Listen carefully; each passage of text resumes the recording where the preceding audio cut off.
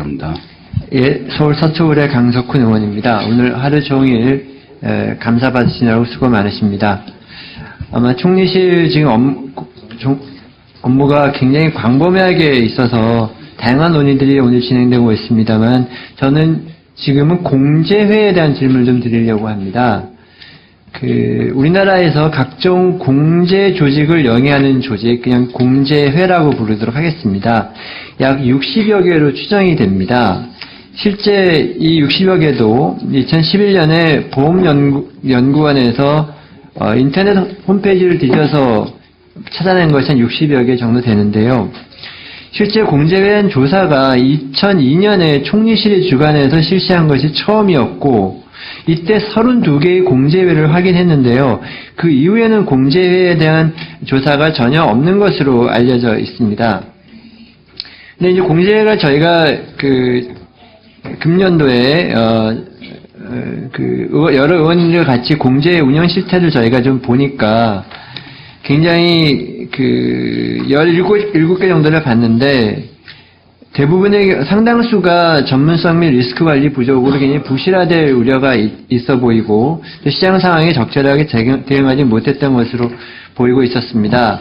그러니까 몇몇 사례를 좀 드리면 어떤 공제회의 경우에는 자산 전체를 예금과 채권 같은 안전자산에만 운영하고 있기도 하고요. 또 어떤 경우에는 경기도의 도시개발 사업에 500억 원이 넘는 직접 투자를 해서 여기에 그 이후에 이제 시장 상황이 악화되고 이에 따라서 장부가액이 70억대로 추락하는 예도 있었고요. 근데 이제 문제는 이렇게 이제 부실한 자산 운영이 계속돼서 공제회의 건전성이 악화될 경우에 공제회라는 이름이 마치 저축은행처럼 경제라는 이름이 약간 일종의 공적인 약간 성격이 있는 것처럼 일반인들에 호도되는 경우가 많아서 이런 경우가 사실 또 다른 어떤 금융사고나 이런 정부의 불신에 연결되지 않을까 우려되는 부분이 있습니다. 사실 저희가 몇몇 대표적인 공제회만 봐도 경찰공제회 조합원을 보면 경찰공제회가 94,000명이고요. 군인공제회가 17만 명, 소방방재회가 32,000명, 그다음에 지방행정공제회가 24만여 명, 교직원공제회가 124만 명, 그리고 이외에도 각종 공제회가 적용된 조합원 수가 굉장히 많습니다. 근데 이 부분에 대한 체계적인 관리가 안 되고 있다고 일단 저는 이해하고 있는데 혹시 실장께서는 이러한 공제회 현황에 대한 보고를 혹시 받으신 적이 있습니까? 제가 부임원들은 받은 적 없습니다. 네. 근데 제가 이렇게 공제회에 주목하는 이유는 사실 공공영역의 공제회의 경우에는요, 지급 불능 사태 등의 사태가 발생하면 단순히 공제뿐만 아니라 국고 지원 등의 세금이 투입될 수 있는 조항이 있는 공제회가 있거든요. 그 대표적으로 보면 경찰공제회, 군인공제회, 소방공제회, 대한지방행정공제회, 교직원공제회, 과학기술인공제회, 노란우산공제회 등 이러한 공제회의 경우에는 부실이 발생하게 되면 정부가 재정 보조를 해야 되는 그런 조항을 가지고 있는 공제회들로 보입니다.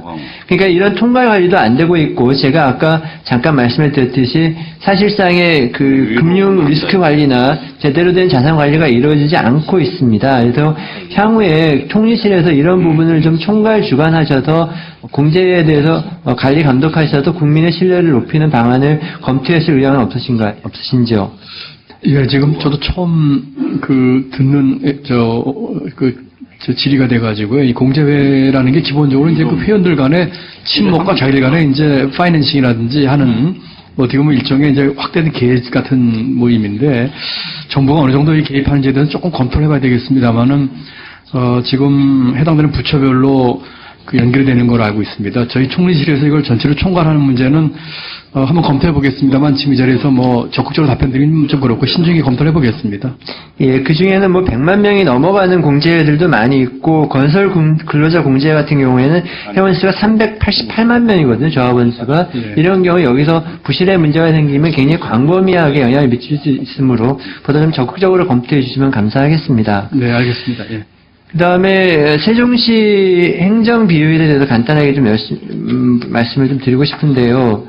이게 작년에 안행부에서 한 조사를 보면 정부 부처 세종시 이전에 따른 연간 행정비용 추정치로 약 4조 8천억 원 정도를 추계한 바 있습니다. 이거는 안전행정부가 한국능률협회 컨설팅에 의뢰해서 나온 수치인데요.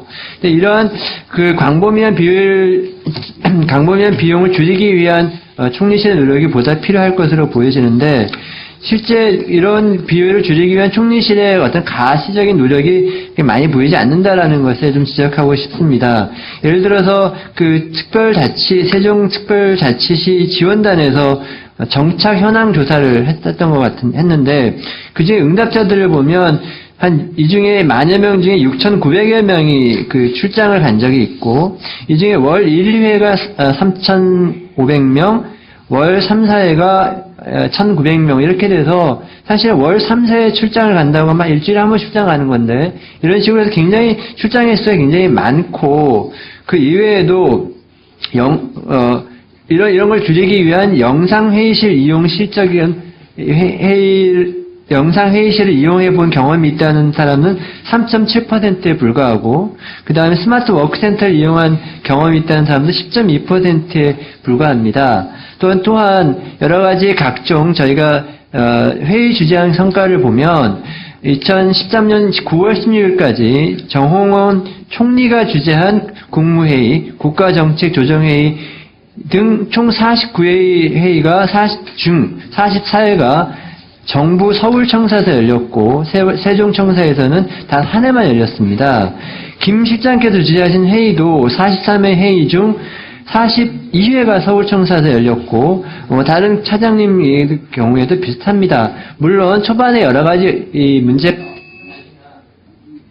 이 부분에 이러한 부분, 그리고 또한 이미 전국의 영상회의를 위해서 486억 원이나 예산이 투입된 것으로 알고 있고, 또 스마트워크센터에서도 58억 원 이상이 투입됐고, 이런 상황 하에서 좀 행정 비효율을 줄이기 위한, 그러니까 이동이라든지 이런 부분을 줄이기 위한 국무총리실의 보다 좀 적극적인 노력과 그런 것들이 필요하다고 생각하시는데, 실장님 의견을 말씀해 주십시오. 네, 강 의원님 의견에 전적으로 동감을 하고요. 그다음 영상회의라든지 하는 것을 저희 총리실이 이제 이 세종시험 부처들에게 대해서 선도적으로 하기 위해서 사실 많은 노력을 기울였습니다. 총리께서도 한 달에 4번이나 국무회의 한 번은 꼭 영상으로 하시고요. 저희 간부회의도 간혹 영상회의를 하고 있는데, 다만 이제 2단계, 3단계 이제 이전에서 오는 부처들이 오면은 이런 것들이 조금 더 그 해결이 잘 될 거라는 생각이 들고요. 총리나 제가 회의 주제를 서울서 많이 했다고 하는 지적이 있으셔서 저희가 겸허히 받아들이긴 합니다만은, 만약에 이 회의를 세종시에서 하게 되면은 거꾸로 참석자 대부분이 서울서 내려와야 될 겁니다. 그런 점도 좀 같이 좀 이해해 주십사 하고, 어쨌든 질의하신 취지대로 저희 총리실이 좀 선도적으로 그 행정 효율을 위해서 최대한 노력을 하겠다고 하는 말씀을 드립니다. 예, 수고하셨습니다. 다음은 김기식 위원님 질의해 주시기 바랍니다.